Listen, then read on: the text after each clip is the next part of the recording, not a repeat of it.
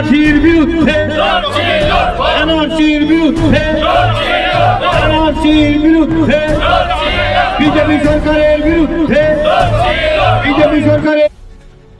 কোচবিহারের ভূমিপুত্র উত্তম কুমার ব্রজবাসীকে অনুপ্রবেশকারী সন্দেহে নোটিশ পাঠালো বিজেপি পরিচালিত আসাম সরকার।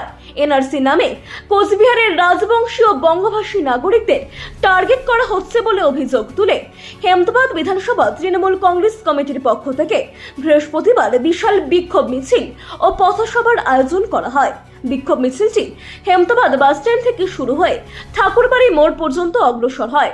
পথে পথে তৃণমূল কর্মী সমর্থকেরা প্ল্যাকার্ড ও ব্যানার হাতে স্লোগানের প্রতিবাদ জানান বিজেপি বাংলা বিরোধী এনআরসির রাজনীতির বিরুদ্ধে। এই কর্মসূচিতে উপস্থিত ছিলেন হেমতাবাদ বিধানসভার বিধায়ক ও রাজ্যের শিক্ষা প্রতিমন্ত্রী সত্যজিৎ বর্মন, রাজ্য মহিলা তৃণমূল কংগ্রেসের সম্পাদিকা পম্পা সরকার, হেমতাবাদ পঞ্চায়েত সমিতির সভাপতি শম্ভু রায়, রায়গঞ্জ ব্লক 1 ও হেমতাবাদ ব্লক তৃণমূল কংগ্রেসের সভাপতি, জেলা পরিষদের সদস্যা মোকলেশা খাতুন ও সেলিমা খাতুন, বিভিন্ন পঞ্চায়েতের প্রধান সদস্য, যুব ছাত্র সংগঠনের নেতৃত্ব এবং অসংখ্য সাধারণ মানুষ।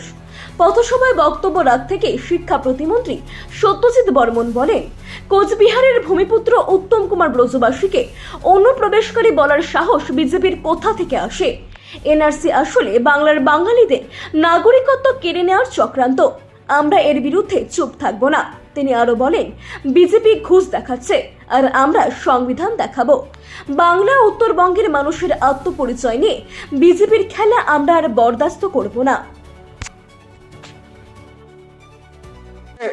মাননীয় মুখ্যমন্ত্রী মমতা বন্দ্যোপাধ্যায়ের নির্দেশে আজকে এনআরসি নিয়ে আমরা পথসভা এবং পথ মিছিল করলাম।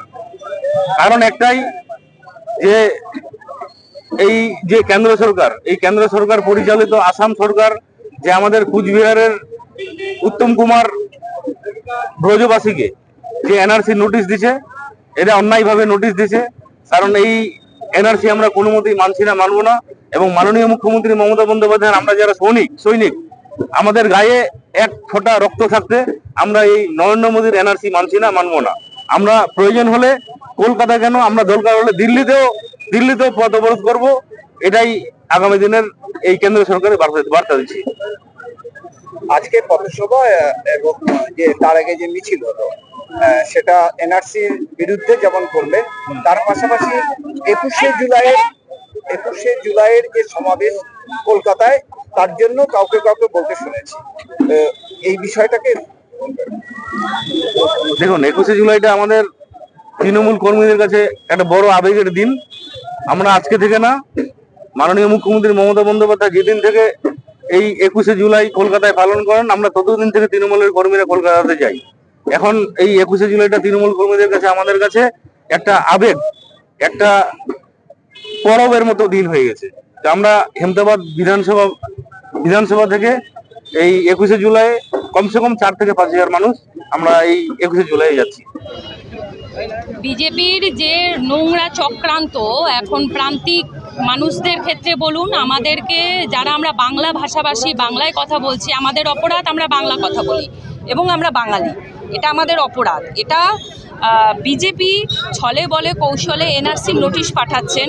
যেমন দেখুন, কয়েকদিন আগে আমাদের কোচবিহারে দিনহাটার ভূমিপুত্র উত্তম কুমার ব্রজবাসীকে এনআরসির নোটিশ পাঠিয়েছে কে না, আসাম সরকার। তো এই যে অগণতান্ত্রিক, এই অরাজনৈতিক উপায়ে উনি যে কাজগুলো করে চলেছেন, বিজেপি যে কাজগুলো করে চলেছেন, এর বিরুদ্ধে আমরা ধিক্কার জানাচ্ছি। এবং আজকে মন্ত্রী সত্যজিৎ বর্মনের নেতৃত্বে এবং নির্দেশে আমরা হেমতাবাদে আজকে একটা মিছিল করেছি এবং শেষে এই পথসভা হলো। এনআরসির বিরুদ্ধে এই মিছিল ছিল। স্বরাষ্ট্রমন্ত্রী তো বলছেন গোটা ভারতবর্ষ জুড়ে হবে, কিভাবে আটকাবেন? দেখুন, স্বরাষ্ট্রমন্ত্রী আগে দেখান ওনার পিতৃ পরিচয় এবং ওনার 1966 থেকে 71 সালের মধ্যে ওনারা যে সমস্ত এনআরসির যে সমস্ত ওনারা আমাদেরকে বলছেন, নিজেরা আগে ঠিক থাকুন, তারপরে আমাদেরকে বলবেন। আমাদের আটকানোর কিছু নেই। আমাদের মমতা বন্দ্যোপাধ্যায় আছেন, অভিষেক বন্দ্যোপাধ্যায় আছেন, দিদি বলেছেন বাংলার মাটি সইবে না, এনআরসি হইবে না। আমরা দিদির পথপ্রদর্শক, আমরা দিদির নেতৃত্বে চলছি। এই বাংলায় যত জনজাতি, যত জাতি উপজাতি এবং আমরা রয়েছি, আমরা সকলেই একত্রিত হয়ে এর বিরোধিতা করব, তীব্র প্রতিবাদ করব। এই গর্জনে, এই জনগর্জনে আজকে আমাদের 21শে জুলাই আমরা যাচ্ছি। দিদি ওখান থেকে যা নির্দেশ দেবেন, অভিষেক ব্যানার্জির বক্তব্য শুনে, মমতা বন্দ্যোপাধ্যায়ের বক্তব্য শুনে আমরা ব্লকে ব্লকে এসে সেই মতো কাজ করব।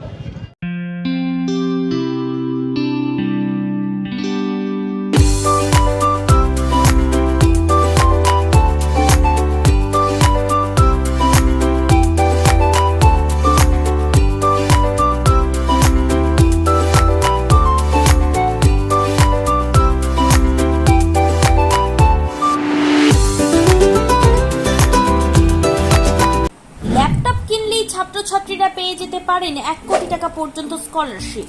2 লক্ষ থেকে স্কলারশিপে টাকা পাওয়ার সুযোগ। এটা ছাড়াও 25টি গাড়ি জেতার সুযোগ রয়েছে। আছে 48টি মোটর বাইক জেতার সুযোগও। এছাড়াও থাকছে 450টি ইলেকট্রনিক প্রোডাক্ট যেমন TV, fridge, washing machine, laptop, micro oven, mobile phone সহ অসংখ্য উপহার জেতার সুযোগ। এখানে মাত্র 21,000 টাকা থেকে শুরু করে বিভিন্ন দামের ল্যাপটপ পাওয়া যাচ্ছে।